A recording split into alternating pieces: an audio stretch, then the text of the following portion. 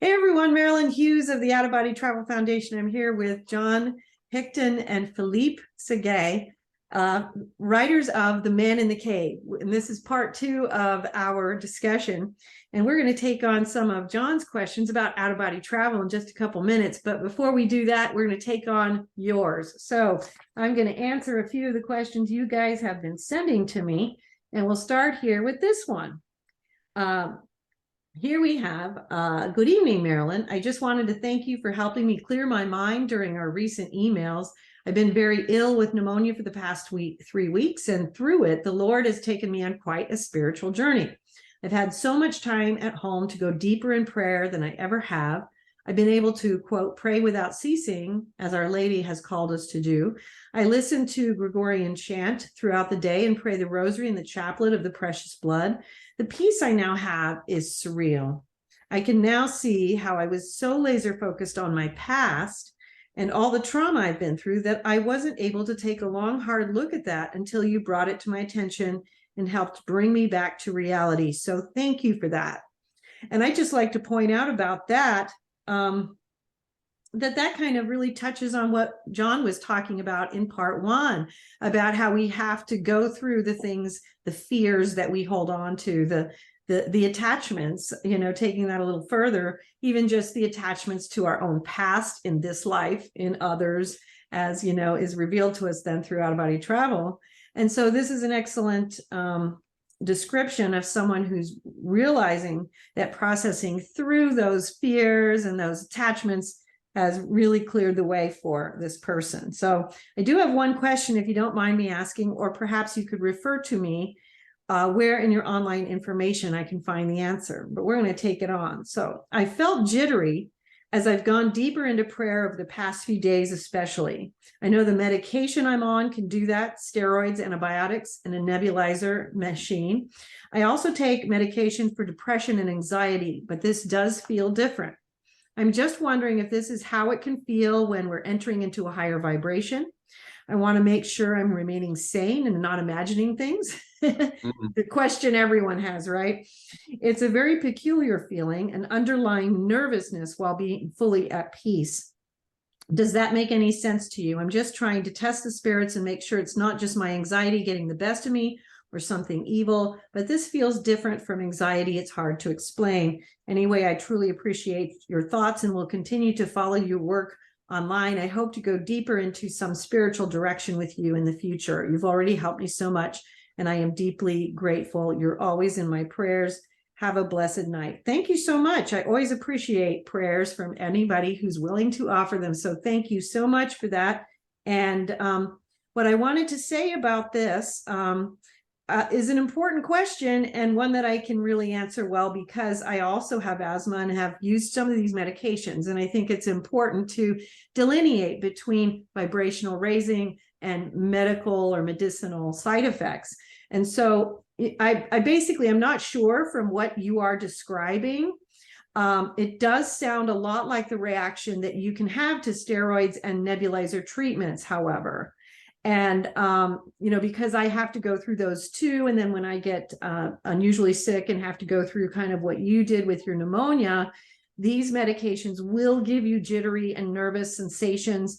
And I wouldn't necessarily usually attribute that to the vibrational state, because jittery and nervousness are not something that is usually associated with it. It's a very different experience. But you do mention wondering if this could indicate moving into a higher vibration. And we do feel changes in the energy fields as we do these things. And the use of the adjectives nervous and jittery don't really coincide with what I would attribute to that phenomenon. So it could be a combination of both, because even just the necessity of being sick and going through that process can be, just as you described in the earlier part of your email, it can be a purification type of process. And you could be going to a higher vibration because you've let go of a lot of these past traumas, attachments, and fears. But I don't think that the jittery and nervous sensations are likely related to the vibrational state. I think it's more likely related to the steroids and the nebulizer. And so, but I don't think this is anything evil. You mentioned a concern about that. It's more likely physical. So don't rule out spiritual movement, because I think that is occurring. You described it well in the first part of your email, but I don't necessarily think that these sensations are likely the vibrational state. When you hit the vibrational state, you're going to have a sensation that is undeniably real. And when people have the vibrational state, they usually don't even have to ask if they've had it, because it's just that profoundly intense. It's that life-changing and altering and so powerful. It's very clearly a vibrational state. Your whole system feels like your body is shaking like a massive earthquake. You usually hear the sounds of the jet engines, the planes, what sounds like that, but it's actually the sound of the higher energy and vibration that you're now touching into. And so when that happens, I think you're going to know it. So excellent question. I'm sure a lot of people have wondered this. So thank you for sending it. And let's go ahead with this next question. So, dear Marilyn, thanks a lot for all that you do. I hope you are doing well. I have a question on the exact identity of Jesus Christ. I believe Jesus is the Son of God and second person of the Trinity.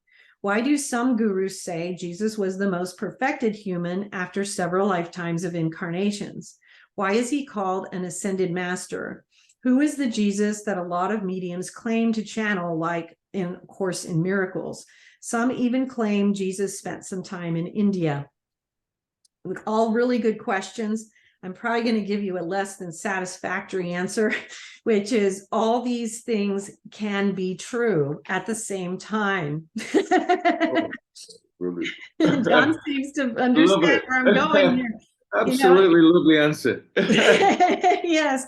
Yeah. And so that's where people get confused is, because again, as John was mentioning in part one, how we get caught up in this in the physical way of understanding things, we often have to compartmentalize these things so much. In reality, all of these things have a certain grain of truth to it. And in the vibrational spheres, when you experience out-of-body travel and you actually meet with Christ, you're going to see that he does actually have aspects of all of these things, because Jesus is not one thing. He is all things. And this is ironically coming back to, and I'd like to get some of John's thoughts on this, coming back to what John was talking about in part one, which is how, in essence, we are all things. And this is how we awaken. And so what are your thoughts there, Paul? Philippe, my apologies. Unfortunately, Marilyn, you just took the words straight out of my mouth, because you said Jesus is all things, and I was saying to myself, and we are also all things. But I believe back in the 70s or 80s, they slaughtered David Icke on the basis that the press said he professed to be the Son of God. Well, we are all sons of God, and that's what he said. He didn't say, I am the Son of God. And of course, they manipulated his words, and they slaughtered him. And the guy was a very famous UK television presenter who came out having woken up and was so excited about his life, he wanted to tell everybody what he'd been told. And he's fairly well known in the United States as well. Yeah. So yeah, I'm familiar with David Icke. Yeah. And they destroyed the poor guy, but it didn't stop him, of course, because it doesn't stop people when they know. So yeah, I mean, I wanted to say the same thing as you. We are all one, and we are all connected, and ultimately that is ultimately what Source is. So we are a part of Source, and we are Source, which is God. So there is no discrepancy with that. It's very clear. But well, and one of the things I'd like to add too is, when you're talking about, okay, so people have said that he was an ascended master, he spent some time in India.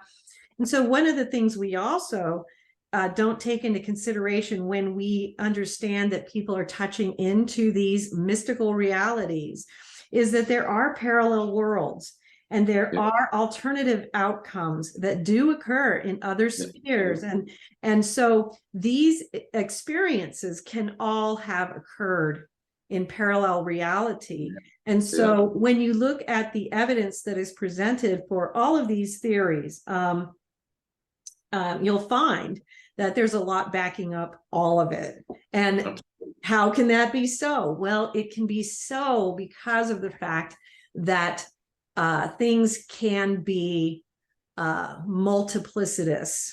They are not always just one way. And especially when you're dealing with such a being as Jesus Christ, then you have an even bigger picture. You know, some of the stories of Jesus being in India, there are different accounts, you know, so we know that somebody was in India who claimed to be Jesus Christ. Some people wonder if it was Thomas, because the two of them were considered in the apocryphal gospels to be almost like twins. But, you know, in India, they actually have this beautiful shrine, which is the tomb of Saint Issa, who was the saint that went to India, and they have footprints that were actually taken and made into these beautiful, they're just there, footprints of this person, Saint Issa. So was it Jesus Christ? Was it the Apostle Thomas? We don't know, you know? And then there are all these different locations too, all these different stories about where did they go after the crucifixion. There are really interesting trails that lead to places in England where the Blessed Virgin Mother may have ended up, but there's also trails that lead to India, and there's all kinds of, you know, really interesting possibilities.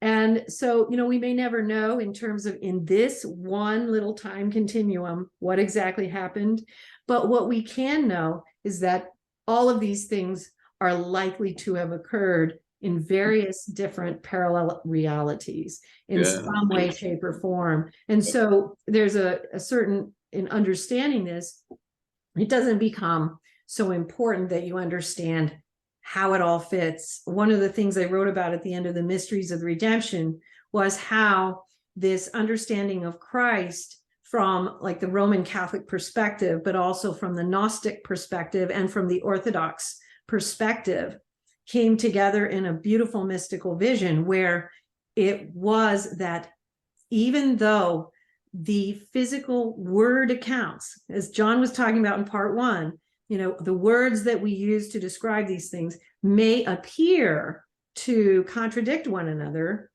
in the mystical spheres, when it all comes together as energy, frequency, and vibration, there's no contradiction.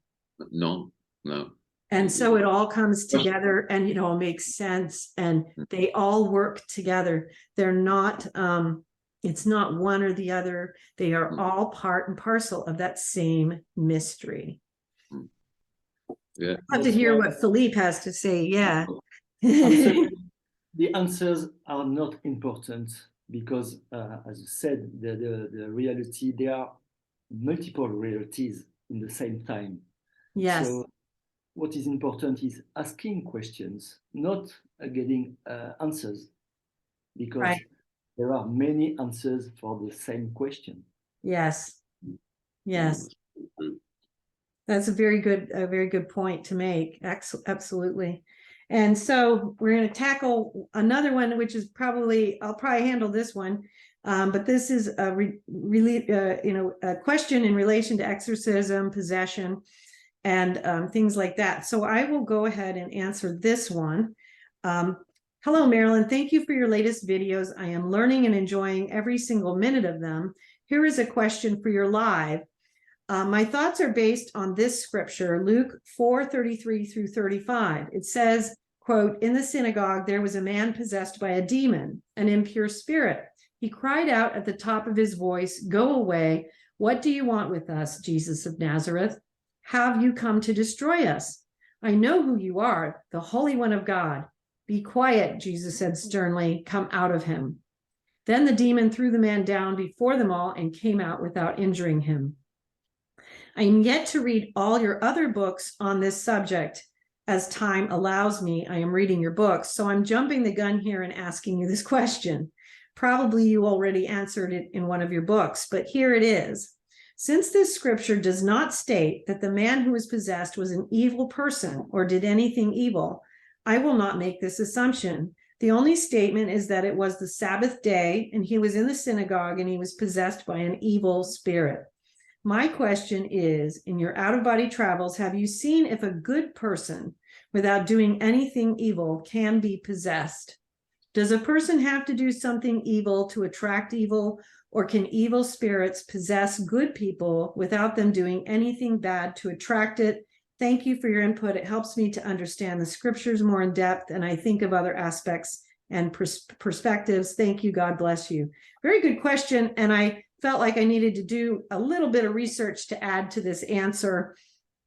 In my out-of-body travels, I have seen that, yes, good people can be possessed. It's a very, very uncommon occurrence, even in the annals of Catholicism and exorcism, and the exorcists who do this work. Actual possession is very uncommon. The other levels, obsession, and the other ones that go along with having demonic associations are more common, and they happen quite a bit. And some of that is related to when people have thoughts of an evil or a sin or a vice, and that allows the spirits of those qualities to be given permission to be around them, just as our thoughts of virtue allow for the spirits of purity, the spirits of virtue to be near us. And that's the angels of light, the angels of darkness. So our thoughts do contribute to this. However, I did look into our best source for this information, which is Father Gabriel Amorth, the Pope's exorcist who passed away recently. And he spoke about this question in particular in one of his recent books before his death. And he said that absolutely this can happen. And in fact, it often happens because when he's done exorcisms, he will ask the demon why this occurred. And he had a situation of a young woman who was very good, very well known for being a very good person in the parish. And when he asked the demon why she was possessed, it was because she was the best in the diocese.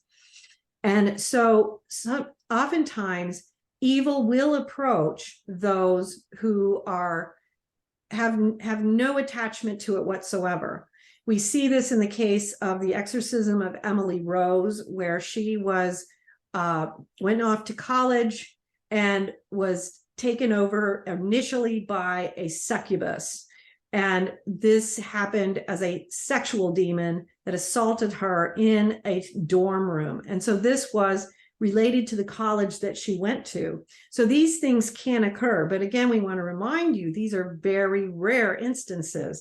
And of course, there are other aspects to the exorcism of Emily Rose that would be applicable, but we don't really have time to talk about it right now, about what happened in that case and why it occurred and what the Blessed Mother revealed about that. You can check that out if you don't already know. Check out the end of the film where they talk about that, where the last letter left behind by Emily Rose, which was a visitation from the Blessed Mother, explaining the purpose of what had happened to her. It's very beautiful and very amazing and very interesting. It gives us a lot of questions, probably more questions than answers, but sometimes that's what happens in the spirit world, and that's okay.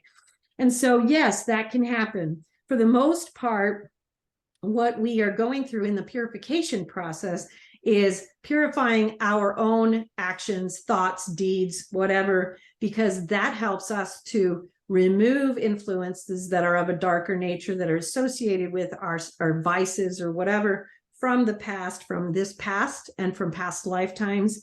And those kinds of things do create a purification around each and every one of us. So these situations where this occurs and what Father Gabriel Amorth is talking about, these occur, but they are rare. And so hopefully that helps you with this question. And so we want to go back now to what we were talking about earlier, which is John said he had a lot of questions about out-of-body travel. And so let's just dive right in and answer those. Well, I just want to comment on what you just said, Mary. Sure. Yeah. Just very briefly. And I'm not gonna comment on it in the way that because if I was to give you my interpretation is the right word to use of what you've just said, it would be completely different, but it would be exactly the same thing, and I think that's because of the communication that we get in the cave is simplistic, and but the actual end result is the same thing. So I would not have explained that to some people. They wouldn't have been able to understand my explanatory if they compared it with yours. I think you'd get it completely, and I got what you were saying, but it's a completely different process that we're enduring there, and it's based on language again, and it's based on emotion and frequency, and it's not based on words. So, so I just wanted to say that because it was very interesting what you just said, and I found it very, very interesting. But anyway, let's go to out of body. So we're frequently told in out of body, we're frequently told in the cave that the only way we will ever truly understand, we're told everything happens in one moment. There is no past, present, and future. And I suppose you can go into the realms of quantum physics to understand dimensions and things like that. Which isn't highly complex, and these things are being studied at the moment by the scientific world. So we're told everything happens in one moment, and we're told there's no actual such thing as time because we create time to help us through our conditioned lives and help us to create a point where we get to where we're pretty much at now asking lots of questions to understand God and consciousness. Yes. But my question to you is: we're repeatedly told that the only place we will understand the metaphysical is in an out-of-body experience. Now, from one of the viewers that you had before was asking you a question, and they were finding it all very complicated on the basis that I think it's complicated in the conditioned world, and if you try and put one foot in and one foot out, you can get very confused with metaphysical and physical at the same time, having all that information. So I wish to experience an out-of-body experience on the basis that I wish to understand time and I wish to understand one moment, because they're the two things that I actually can't rationalize in a physical form with physical senses based on the information that we're receiving. So, and I sort of know this answer before I'm asking you the question, but what would be the best way for a complete novice when it comes to out of body to experience an out of body? Well, I think you touched on a lot of things there. And one is timelessness, which is something that you do experience in out-of-body experiences, out-of-body travels. And one of the things that happens is there are regions that coincide with physical time, and then there are regions that are residing entirely in timelessness, which is, I think, what you are alluding to. And these spheres are very mysterious and very fluid and extremely awesome. I do have a film on the site, How to Have an Out-of-Body Experience, and we do have a series of 9 books.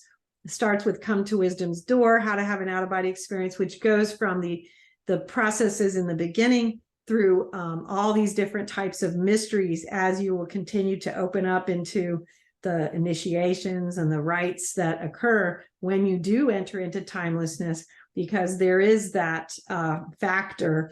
As you were saying that, I was thinking of this poem I was given. It was called The Death Song. The timeless moon doth ocean sway tide, holding tight to beachhead rain, ne'er be near the stillness of time, crossing to regions of lingering plain. One of the things it's just the beginning of it, but it was given to me in timelessness about this very subject. And sometimes, words can be helpful, and sometimes words are more mysterious, in terms of the subject matter. But definitely, just going back to the basic grounded ideas of what works, meditation, so that thing is something you guys have that you're doing. There's the prayer time, and that's important as well, because what we have is prayer is talking to God, meditation is listening to God and hearing the answers to what you are asking. But then there's also that time spent in solitude that, we want to try to stay away from the all the media, all the noise, all those things. We want to be in silence. And so those are all the three pillars, of the out-of-body experience. And then, of course, a lot of discipline and patience in awaiting its coming, because it comes in its own time. And it can come with a lot of different signs. And Come to Wisdom's Door lays out what those signs are and all the little subtleties that you'll see. Like you'll start seeing, you guys are having some of these things with the communication that you have. It'll be seeing colors, becoming more aware of presences around you. You will start hearing the frequential shift, which a lot of people will start reporting, where you can be just going about your life and all of a sudden you hear the frequency shift. Have you heard that? Yes, a lot. Okay, so you understand that. And so these are some of the things and signs that you'll see when you're coming closer to that experience. I would say, like, for someone like you, part of the difficulty may be that you are so brilliant scientifically, and it may be harder for you to let go and just allow the spirit to come in, and really, because it is an experience which requires complete surrender to God. And so the spirit has to come in and it directs the experience. And if we try to direct it, if we want to control it, we block it. Hi,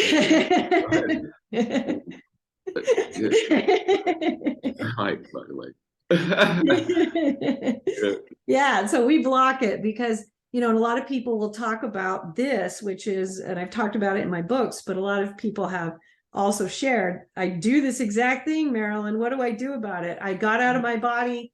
I got really startled because I saw my deceased brother, my deceased mother, and zoom, I was right back in the body. And I said, that's exactly what happens.